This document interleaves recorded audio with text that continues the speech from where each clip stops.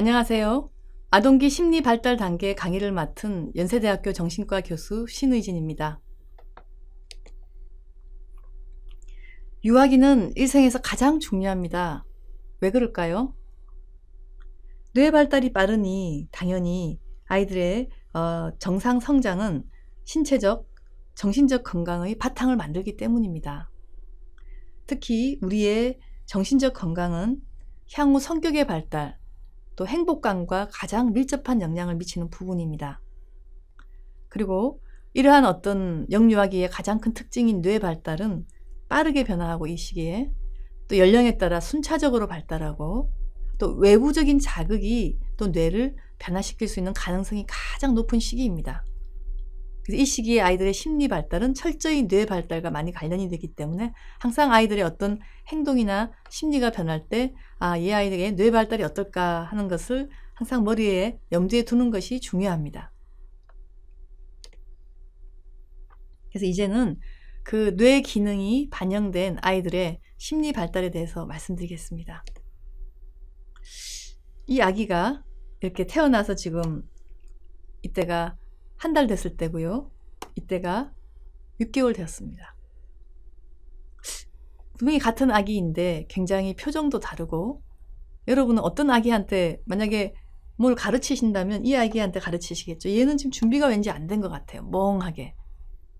이렇게 오늘 지금 첫 번째는 영아기에 이러하게 태어난 아기가 이런 식으로 발달되는 이 중요한 과정에 대한 심리 발달, 어떻게 이해할 것인가를 설명드리겠습니다. 1세 이전입니다. 우리가 이 시기를 인펀시라고 부르죠. 영유아기를. 이때는 아이들이 어떤 특징이 있냐면요. 신체적 감각이 곧 지능이자 또 어떻게 보면 감정입니다. 무슨 이야기냐면 오늘 내가 따뜻한 우유를 먹고 잘 소화를 시키면 너무 기분이 좋아지고 또 그 소화를 시키는 것 자체가 아이들의 지능입니다. 그걸 느끼는 것 자체가.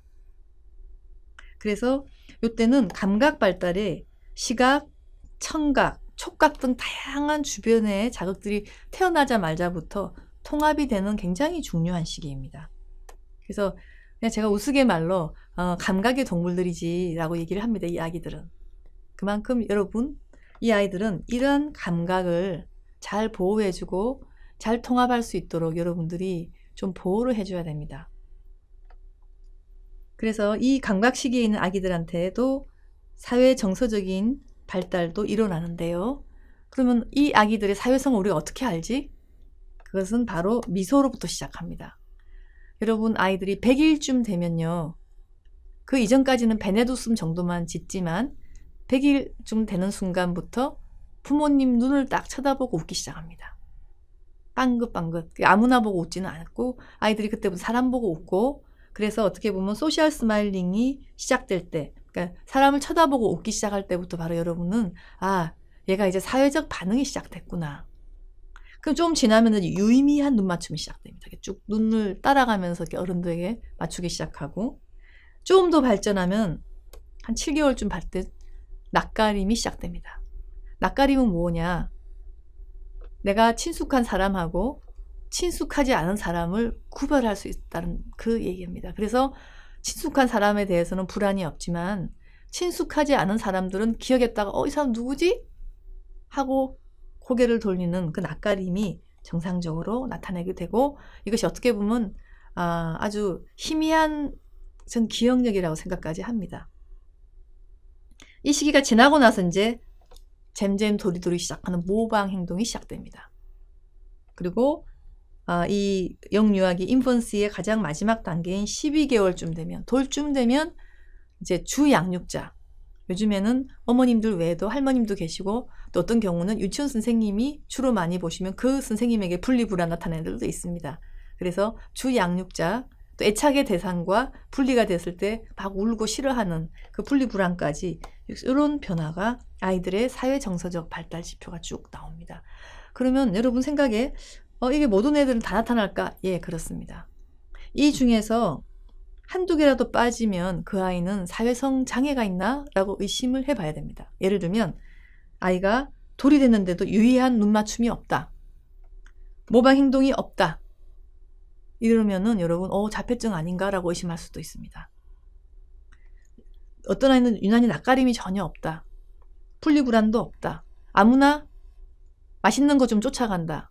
애착장애일 가능성이 있습니다.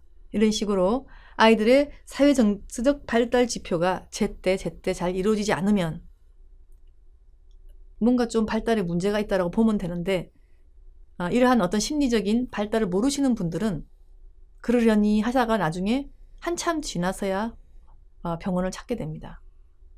사실 이런 문제는 굉장히 민감한 문제긴 하지만 전문가로서 꼭 알아야 될 아이들의 사회정서적 발달 지표입니다. 영악이에요. 운동 발달은 좀 쉽죠. 눈에 바로바로 보이니까. 그래서 처음에 태어나면은 반사만 하잖아요. 본인 스스로 움직이기보다는 이걸 쥐어주면 꽉 쥐어버린다든지. 그러다가 점점 나이가 들면은 이제 목 가누기를 시작하고, 그 다음에 앉고, 기고, 그리고 서는 거, 또 걷기, 그 다음에 쥐기 이런 것들이 생기는데, 여러분 걷는 건 대충 언제쯤 나오냐면 요즘 아이들도 빠르기는 하지만 돌 혹은 돌 약간 전에 걷기 시작합니다. 혼자서. 그러니까 뭘 잡지 않고 혼자 따박따박 걷는 시기가 돌 정도 되면은 정상적인 운동 발달을 하고 있다라고 보시면 됩니다. 그 다음에 인지 발달에 대한 부분은 사실 이 인펀시 아이들은 뭘 따지고 외우고 하는 능력은 굉장히 부족하지요. 그럼 이 아이들은 인지는 뭐냐? 그랬을 때 아까 제가 말씀드린 낯가림 정도 할 때가 벌써 이제 사람에 대한 기억이 좀 있다고 생각하시면 됩니다. 그리고 보통 11개월쯤 되면 아이들이 어떤 발달이 되기 시작하냐면 그 전까지는 어떤 물건이 있다가 이렇게 치우면은 안 찾아요. 그런데 이 아이들이 11개월쯤 지나기 시작하면 우리가 아이 보는 앞에서 이렇게 싹 감추면 이렇게 따라와서 없어진 물체를 쥡니다. 그게 뭐냐면 결국 대상 연속성이라 그래서 어떤 대상이 눈에 보이지 않아도 다른 곳에 다른 형태로 그러니까 그 형태로 있다는 것을 인지하는 그 능력이 대상 연속성이고, 사실 이것이 있어야지 여러분 지능이 제대로 발달합니다. 왜냐? 눈앞에 없는 것들에 대해서 계속 생각하면서 상상을 할 수 있기 때문입니다. 그래서 이 영유아기 때 인지 발달의 마지막 단계가 바로 이 대상 연속성입니다. 겨우 이제 사물이 없어져도 어디 갔나 하고 찾을 정도의 인지가 영유아기에 겨우겨우 발달될 정도고요. 그래서 이때 아이들에게는 무슨 학습이니 뭘 가르쳐서 기억하고 하는 것이 좀 상당히 어렵습니다. 오히려 감각의 그 능력이 곧 지능이기 때문에 가급적이면 따뜻하고 편안한 감각이 계속 몸에 잘 되도록, 그리고 안 아프도록, 시끄럽지 않도록 이런 것들을 배려하는 것이 이 아이들의 지능이나 다른 발달을 굉장히 높이는 그런 방편이 됩니다. 그래서 제가 간단 말씀드리면 시각 발달은 이제 처음에 물을 비추면은 눈 감는 것부터 시작을 해서 그 다음에 여러분 보통 모빌 같은 거 달아주시잖아요. 한 6개월쯤 되면은 잘 보입니다. 그 전까지는 아이들이 원시기 때문에 물체가 잘 안 보입니다. 그리고 이제 보통 그래서 6개월 정도 정상 시력이 되고 그 전까지는 원시가 되죠. 그다음에 사회 정서적 발달 지표는 아까 말씀드렸듯이 낯가림, 모방 행동, 사회적 참조, 분리불안 이런 것들이 이런 개월 숫자의 그 순서대로 발달하게 됩니다. 그리고 실제로 이런 정서 발달은 표현을 하는 것만 봐도 알 수가 있습니다. 특히 여러분 1차 정서라고 하는 것은 놀라고 깜짝 놀라고 화내고 좀 슬퍼하고 공포 느끼는 거 지금 생각보다 빨리 옵니다. 한 8개월 정도 애기들도 벌써 뇌 발달을 통해서 큰 문제만 없으면 이런 그 우리가 좀 어려운 말로 카테고리칼 이모션이라 그러는데 이런 범주형의 감정은 다 좀 구별할 수 있습니다.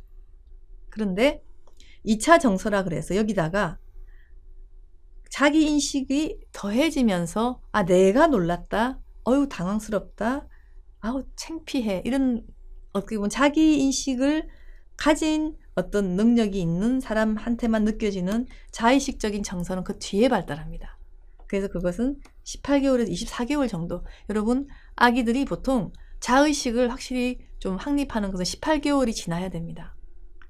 그 전까지는 실은 아이들이 자기가 뭔지 남이 뭔지 이 부분이 조금 이렇게 구분이 모호합니다. 그래서 나는 나야 하는 것을 여러분 언제 알게 되냐면 싫을 때 노를 확실히 할 때, 대부분 아이들이 노로 시작할 때가 한 15개월부터 시작을 하는데요. 이것을 확실히 잘하는 나이가 18개월쯤 지나야 됩니다. 그때 네도 잘하고 아니요도 잘하고 안 먹어도 잘하고 하는데 그 이전의 아기들은 그런 것을 스스로 좀 잘 못하는 경향이 있습니다. 그래서 어른들이 알아서 눈치껏 좀 본인들이 싫어하는 걸 치워줘야 되는 나이인데요. 이런 자기인식을 바탕으로 해서 정서도 이런 자기인식적인 정서가 나중에 발달되고, 특히 이제 죄책감이니 이런 것들은 36개월 이전에 가야지만이 좀 고차원적인 인지 발달도 관련되기 때문에 고차원적인 이런 정서가 발달되게 됩니다. 운동은 여러분 상당히 볼 수 있기 때문에요. 대근육이 있고 미세 운동이 있는데, 대근육은 뛰고 걷고 올라가고 하는 부분, 그런 운동 발달이고, 미세 운동은 뭘 쌓는다든지 그린다든지 저희 미세하게 하는 운동인데요. 이거는 이제 우리가 흔히 발달 평가할 때 참 많이 이런 지표를 쓰게 됩니다. 그래서 이제 정목 쌓기 같은 거 2개 정도 세우는 거 15개월이다 이렇게 나오는데, 요즘 애기들은 미리 이렇게 많이 해본 아이들이 많아서 학습 효과에 의해서 이게 딱 안 맞을 경우도 있습니다. 그러나 발달 검사를 할 때는 한 가지만 검사하는 건 아니기 때문에 다양한 검사를 통해서 이 아이가 정목 쌓기는 이걸 못했지만 다른 걸 잘하는 경우에 이 아이는 미세 운동을 어느 정도까지 볼 수 있다라고 저희는 쳐주죠. 그리고 참고로 아이들은 보통 저희가 이런 발달 검사를 할 때 잘 못하는 것대로 점수를 야박하게 매기는 것이 아니라 한 번, 2번 가르쳐서 할 줄 알면 할 줄 안다고 체크해 주기도 합니다. 그런 걸 싹트기 반응이라고 많이 얘기하는데, 왜냐하면 아이들은 어릴 때일수록 이 경험의 정도에 따라서 할 수 있고 없고가 많이 차이가 나기 때문에 경험하지 못해서 못한 경우도 많고 하기 싫어서 안 하는 경우도 많이 있어요. 동기에 의해서 많이 조절되기 때문에 가급적이면 검사를 할 때는 좀 잘하는 것 위주로 할 수만 있으면 한 걸로 일단 생각하는 것이 신경학적으로 합당하다고 봅니다. 실제로 이제 그림 검사 많이 하죠. 2돌 같은 경우는 실제로 크로스를 못 한다고 그러죠. 이렇게 4살 때처럼. 근데 요새 또 어떤 애들은 해서 이걸 좀 많이 가르치는 것 같다는 생각을 합니다. 그리고 원이 앞뒤가 딱 떨어지려면 3돌이 좀 지나야 된다. 그리고 삼각형에 각이 나오려면 5세쯤 돼야 된다. 생각보다 아이들이 이렇게 도형을 따라서 그리는 나이가 좀 천천히 이게 진행이 됩니다. 그래서 이제 다시 한번 영유아의 기능적 발달을 보면은요, 언어 및 인지 발달에서 언어 쪽은 또 첫 단어가 돌경부터 시작을 하고 18개월 때부터 어휘가 폭발적으로 늡니다. 요즘에 특히 언어 발달 지연에 대해서 부모님들이 참 걱정을 많이 하시는데요. 실은 첫 단어가 시작되기 전에 애들이 보통 한 8개월 때부터 대충 알아듣는 게 시작돼야 됩니다. 그래서 언어 이해가 선행되고 나서 표현이 되는데, 이미 그 시기에 자기만의 생각에 빠져있고 잘 이해를 못하고 자기 표현을 전혀 못하는, 꼭 언어가 아니라도 비언어적인 표현이 안 되는 경우는 반드시 그 뒤에 단어를 말을 하는 언어도 늦게 됩니다. 그래서 보통 언어가 늦게 오는 아이들 같은 경우는 우리가 그 이전에 있는 다른 비언어적 의사소통 같은 걸 많이 재고 있습니다. 다음에 수면 발달 참 중요하죠. 특히 이제 원에 네오나를 하는 경우에는 다른 애는 다 자는데 낮잠을 혼자만 안 자는 아기들 꽤 있죠. 실은 이제 우리의 아기들은 3개월 이전까지는 밤에서 몰아서 자지를 못합니다. 수시로 먹고 수시로 자기 때문에 부모님들이 참 아이들 양육하기 힘드시죠. 하지만 100일 가까이 되는 이 3개월이 되면은 밤에 몰아자는 그 수면 뇌파가 시작되게 되고요. 이때부터 꼭 흔들지 않아도 스르륵 잠을 자기 시작합니다. 그래서 어떻게 보면 3개월 이전에 영아를 이게 보육하셔야 되는 분들은 정말 저는 힘들다고 생각을 하고, 정말 보육교사 한 명당 한 명을 겨우겨우 맡아도 힘들 정도로 애기 잠자는 문제부터 어렵습니다. 그리고 이 3개월부터 수면 패턴이 발달하면서 12개월이 되면 어른과 상당히 유사한 패턴을 보입니다. 그래서 대부분 부모님들이 돌만 돼도 살겠다는 사람들이 많아요. 왜냐하면 밤에 좀 몰아서 자기 때문에 부모님들이 밤중 중간중간에 안 깨도 되고, 또 중간에 깨서 수유를 안 해도 되는 그 시기가 보통 12개월쯤 됩니다. 하지만 아이들은 수면 패턴도 굉장히 개별화되어 있기 때문에 일반적인 평균치인 것이지, 어떤 아기들은 정말 늦게까지 잠을 잘 못 자는 아기들이 많습니다.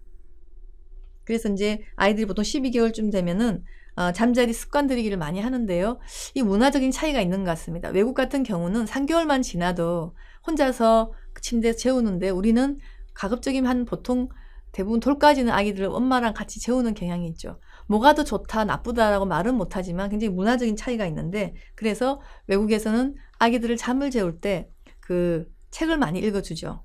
수면 때. 근데 그걸 지식 전달용 책이 아니라 아이들이 엄마와 떨어지는 혹은 애착의 대상과 떨어지는 그 불안을 줄이기 위해서 아이들에게 매일 같은 재미있는 습관처럼 이야기를 들어주면, 원래 반복을 해주면 우리 사람들은 많이 불안이 줄어듭니다. 그래서 이 잠자리 들기 전에 책을 읽어주는 것은 인지적 자극을 주기 위한 것이 아니라 아이들이 편안하고 불안이 없이 잠들게 하기 위한 일종의 습관 들이기입니다. 그래서 영유아기는 결국은 발달 과제는 애착, 또 사람에 대한 기본적인 신뢰, 안정감 형성, 이런 것들이, 감각의 통합, 이런 게 중요하고요. 또 사회적 미소, 낯가림, 분리불안, 이런 것들이 발달 지표입니다. 그리고 걷기 시작하죠. 영아기 마지막에. 이때 아이들은 놀이가요, 다른 아이하고는 잘 가지고 어울려 놀지 못하는 단독놀이입니다. 그리고 놀이도 주로 내용이 상상놀이보다는 감각놀이 위주입니다. 그래서 이때는 반드시 적절한 자극이 들어가야 돼요. 너무 많은 자극이 힘들죠. 감각통합이 안 돼서. 그리고 양육자도 아주 반응성 있게 일관적으로 대해줘야 됩니다. 이때도 아기들이 가끔 병리를 보이는 경우가 있는데요. 급성 분리불안. 예를 들면 장기간 그 애착 대상을 떨어져야 될 경우가 가끔 있지 않겠습니까? 예를 들면 큰아이가 아파서 한 달 동안 입원시켜야 된다. 그럼 둘째가 굉장히 분리불안 반응이 극렬해지는 경우가 있습니다. 그리고 아까 애착의 질이 너무 안 좋아서 애착장애를 가지는 경우, 또 사실 자폐 스펙트럼 장애 같은 경우는 아주 어릴 때부터 잘 살펴보면 볼 수도 있습니다. 다음은 이제 그래도 돌이 넘어갔습니다. 하지만 새돌까지 한참 그런 말을 따박따박 하면서 발달해야 되는 그 시기인데요. 이때의 아이들은 제일 중요한 과제가 사랑하는 애착 대상과 정신적으로 분리하는 겁니다. 사실 이때는 이미 몸은 분리가 가능해요. 아이들이 뛸 수 있기 때문에.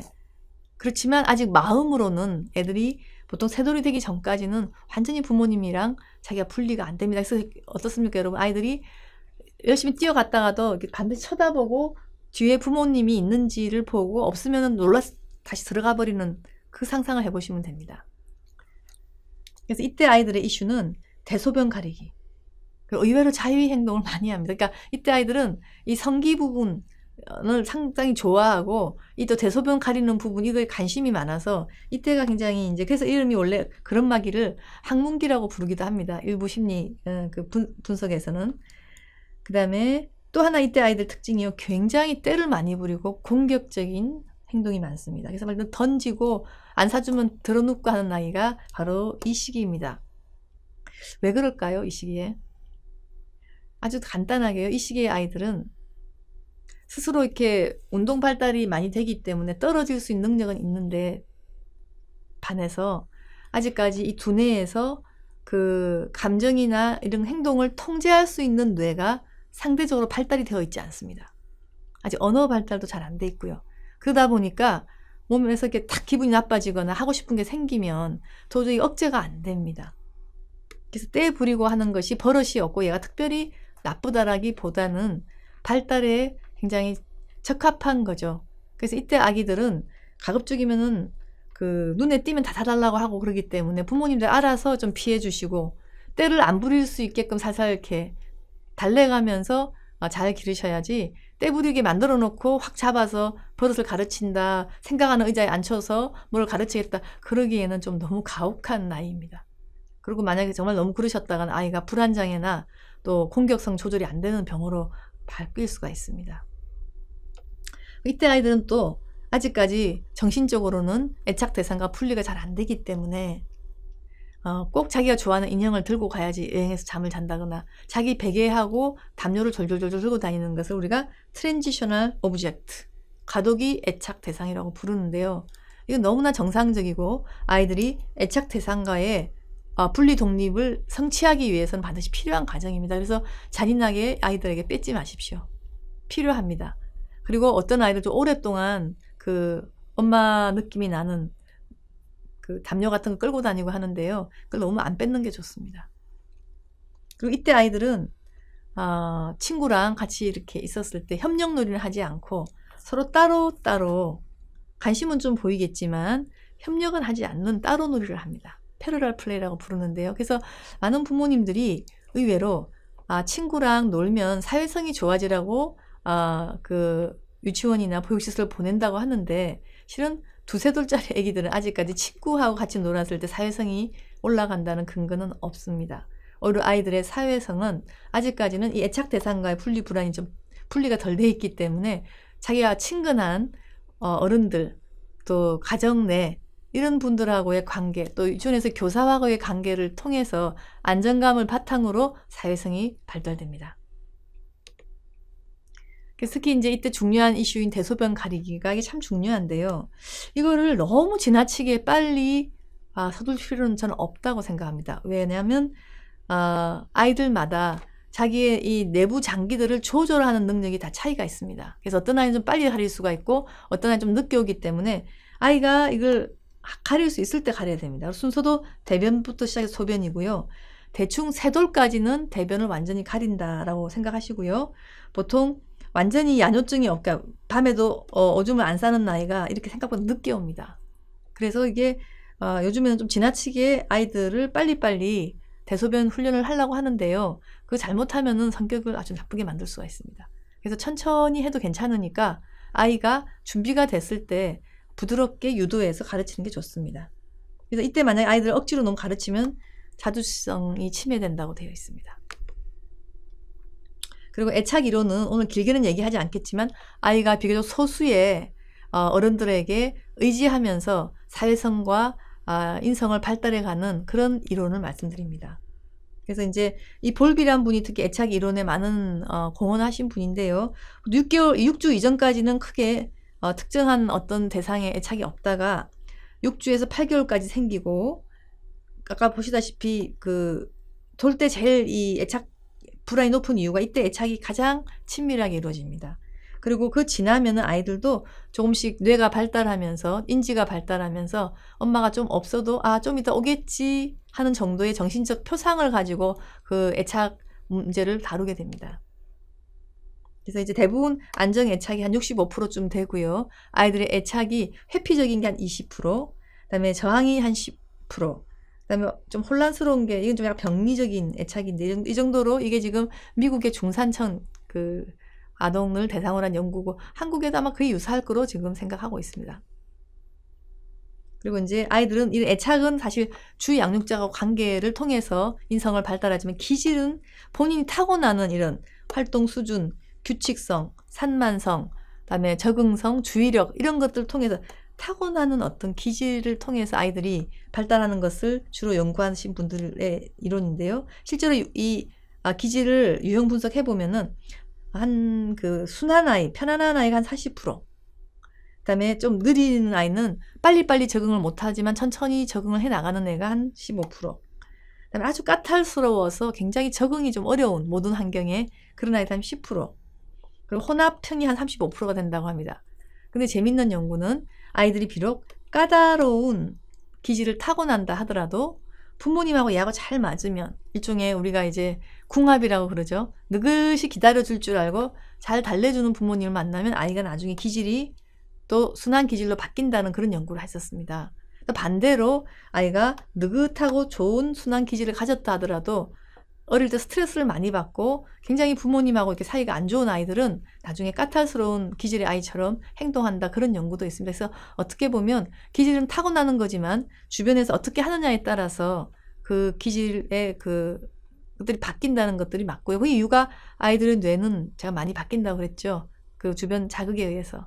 저는 그래서 기질을 타고나는 것도 중요하지만 어떻게 받아주느냐가 중요하다고 봅니다. 그래서 이게 goodness of fit 모델이라 그래서 아이들 기질 자체가 좋다 나쁘다 보다는 이런 기질을 가진 아이가 자기 부모하고 얼마나 조화롭게 잘 적합한 것이 형성되느냐가 중요합니다. 예를 들면 어머니는 굉장히 좀 불안이 많고 성질이 좀 이렇게 조마조마하신 분인데 아이가 소위 말하는 ADHD 기질, 굉장히 산만하고 충동적인 기질을 가졌다. 이러면 둘은 정말 원수가 돼서 나타납니다.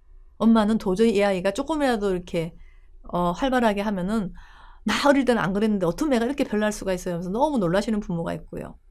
또 반대로 아이가 설사 약간 충동적이고 산만한 기질이 있다도 어머니 스스로가 그런 거에 대해서 별 걱정을 없고 별 걱정이 본인도 약간 그런 기질이 있으면서 잘 지내시는 분들은 생각보다 아이의 문제가 심각해지지 않을 수도 있습니다. 그래서 저는 부모하고 자녀 사이에 이런 기질 간의 어떤 궁합, goodness of fit 모델을 참 저는 진실이라고 생각합니다. 그리고 이제 3세에서 5세기로 지나갑니다. 이게 이제 유아기로 들어가는 거죠. 이때부터는 여러분 아이들이 참 영리해집니다. 소위 말해서 유치원이나 원에서 일어났던 일 다 얘기하고요.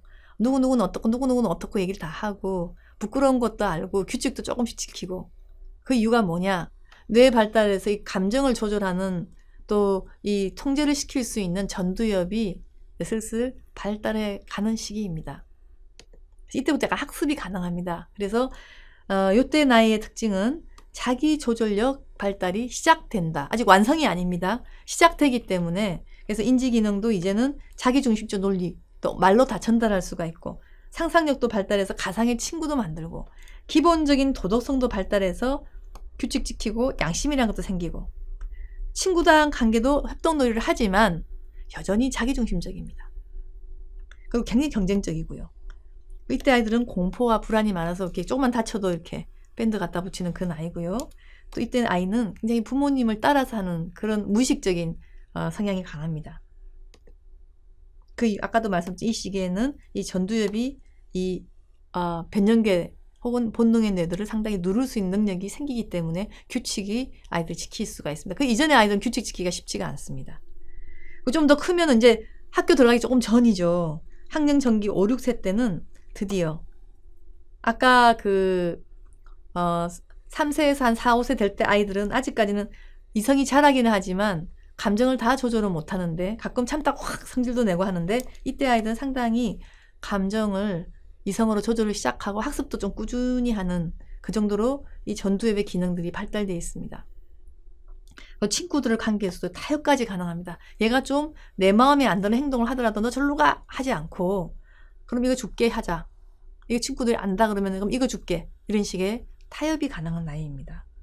그리고 이때부터 아이들이 약간은 객관적으로 자기를 볼 수가 있습니다. 그리고 도덕적 및 규칙도 내면화가 되는데 이게 무슨 뜻이냐면은 예전에는 선생님이 안 된다 그러고 매를 들고 서 있어야지 말을 듣던 아이들이 선생님이 없어도 이거는 해야 되는 거구나 라고 해서 스스로 본인이 규칙을 내면화해서 그걸 따르기 시작합니다. 그 전까지는 이게 잘 안 돼서요. 엄마 꼭 계셔야지만이 말 듣고 동생 안 때리고 그런데 지금은 엄마 없어도 동생을 잘 봐야지 그러고 앉아볼 수 있는 그런 나이가 옵니다. 생각보다 1, 2년 사이인데도 굉장히 아이들이 다르죠. 그래서 이제 학교 갈 준비를 할 수 있습니다. 이때 이제 학령전기 아이들도 사회화가 되고 협동놀이가 다 가능하고 또 환경적 개입으로 또래 관계도 증가시킬 수 있지만 이때 정신병리가 다시 잘 나타나서 요즘 애들 많이 오고 있습니다. 이때 아이들이 분리불안장애, 윤효증, 유분증, 오줌, 똥오줌 못 가리는 아이들 또 의외로 야경증이라 해서 밤에 잠을 자다가 깨어버리는 그런 수면장애도 깨오고요. 선택적 함구증이라 그래서 집에서는 얘기를 잘 하는데 밖에 나가면 한마디도 안 하는 그런 일종의 사회 불안장애 같은 경우도 깨옵니다. 그래서 이런 문제가 있는 아기들이 이때 오면은 좀 빨리 치료가 됩니다. 그래서 이렇게 이제 아이들이 쭉 발달을 하고 나면은 초등학교 입학하기 전에 자, 이런 적어도 기본적인 능력은 갖춰져야 됩니다. 첫 번째가 감정 조절 능력, 충동을 억제할 수 있는 영역. 이건 철저히 전두엽의 기능이죠. 그래서 이것이 잘 발달되는데 선천적이 좀 안 되는 아이들이 이제 ADHD 같은 아이들이죠. 이런 아이들은 참 조절하기가 힘듭니다. 참다가 확 폭발하고 그래서 선생님들 참 당황하시죠. 집중력, 공감 능력, 도덕성, 사회성은 친구 숫자가 아니고요. 자기 뜻대로 안 될 때 타협하는 능력입니다. 이것도 갖춰져야 되고 마지막으로 새롭고 다양한 것을 즐거워하고 호기심이 있어야지 학습이나 또 학교에서의 많은 이런 자극들을 아이들이 버티게 됩니다. 이런 것들은 학교 가서 길러지는 것이 아니라 이 유치원 전 단계에서 길러지기 때문에 이런 것들이 잘 이루어지지 않은 아이들은 학교 가서 굉장히 고생을 하게 됩니다. 그래서 우리가 쭉 아이들이 태어나서부터 2, 3세 그런마기를 지나서 5, 6세까지 쭉 이 학령 전기를 지나면서 뇌 발달과 심리 발달, 또 애착 대상과의 상호작용, 친구와의 관계를 통해서 아이들 쭉 학교 가기 전에 필요한 덕목들을 잘 발달시키게 되는 것입니다. 감사합니다.